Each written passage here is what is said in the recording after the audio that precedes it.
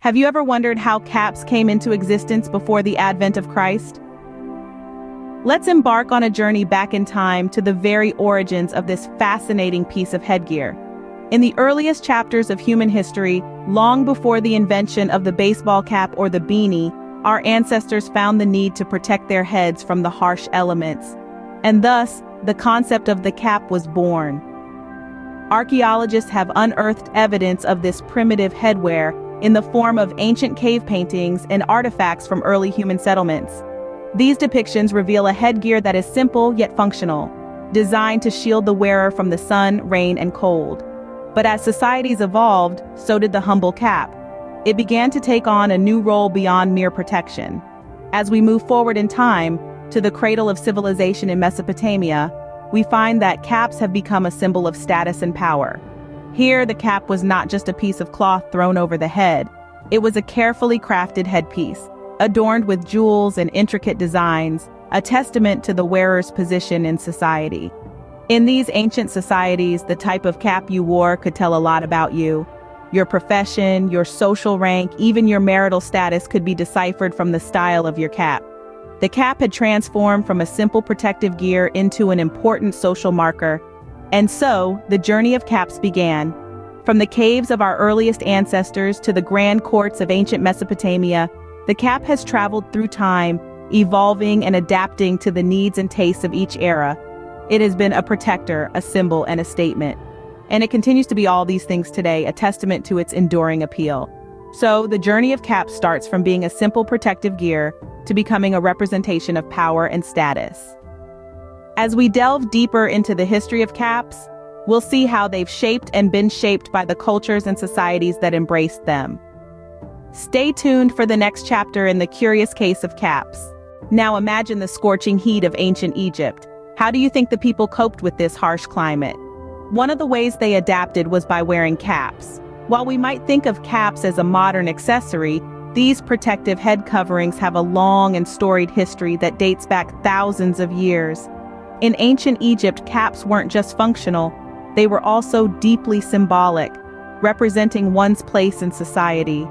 The grandeur of ancient Egypt is often epitomized by the elaborate headdresses of the pharaohs. These were not mere caps, but intricate works of art.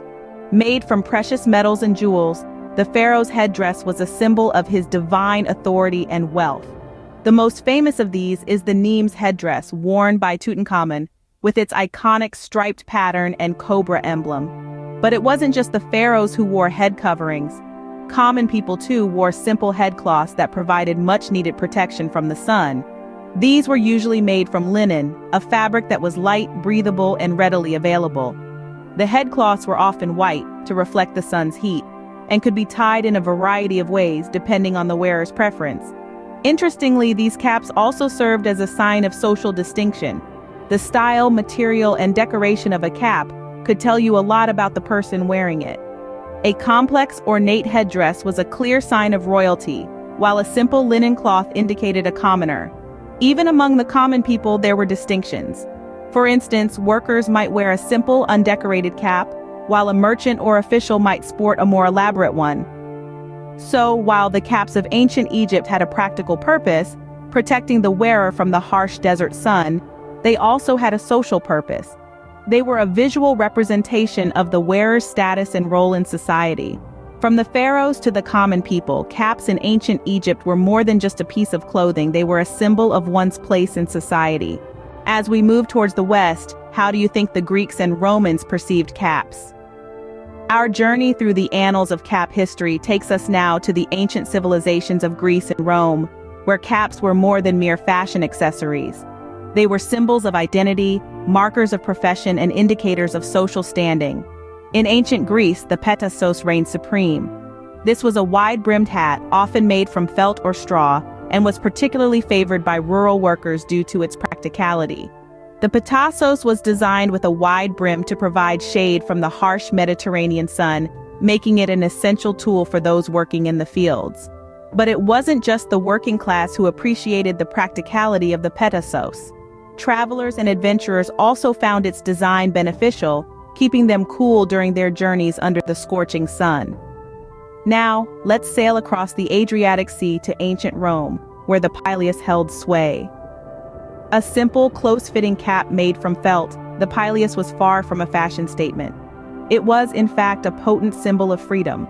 You see, when a slave in Rome was granted his freedom, he would ceremonially receive a pileus as a mark of his newly acquired status.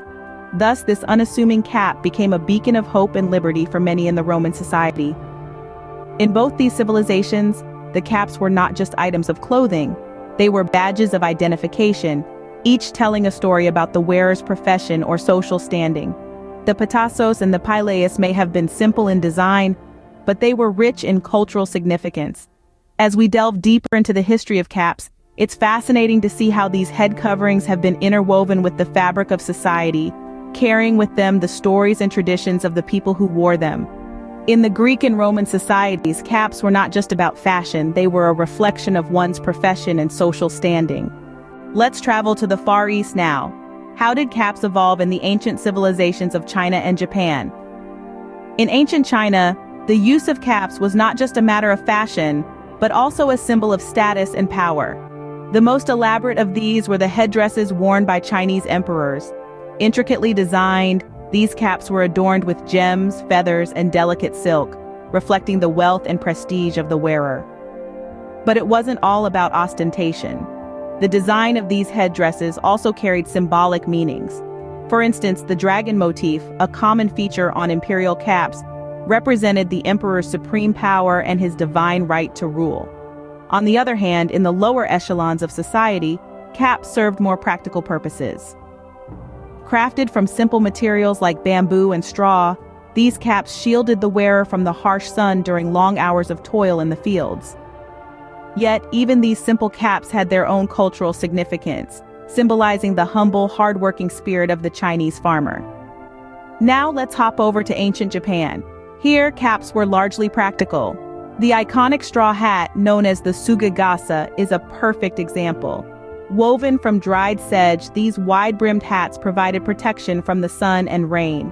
They were commonly worn by farmers and monks and became a symbol of the Japanese working class. But don't be fooled by their simplicity. These straw hats were also a canvas for self-expression. Farmers would often personalize their hats with symbols or characters, transforming this humble headgear into a piece of wearable art. The caps of the Far East were as diverse as the cultures they originated from. They ranged from the opulent headdresses of Chinese emperors to the simple straw hats of Japanese farmers. Each cap was not just a piece of attire, but a reflection of the wearer's social status, profession, and cultural identity. In the Far East, caps were a blend of practicality and symbolism, reflecting the diverse cultures of these ancient civilizations. So, we've traveled through time and across continents. What have we learned about the history of caps? We journeyed to the ancient lands of Egypt, where caps were symbols of power and status, used by the pharaohs to distinguish themselves from the masses. We then ventured to Greece and Rome, where caps became practical, protecting soldiers and civilians alike from the harsh Mediterranean sun. Our adventure continued in the Far East, where caps took on a whole new meaning. They were not only functional, but also deeply symbolic, reflecting societal roles and cultural values. Throughout these journeys, one thing has remained consistent. Caps have always been more than just a piece of clothing. They've served as a mirror to society, reflecting the values, traditions, and cultures of the people who wore them. The history of caps before Jesus Christ is a fascinating journey, showing us how a simple piece of clothing can tell us so much about our past.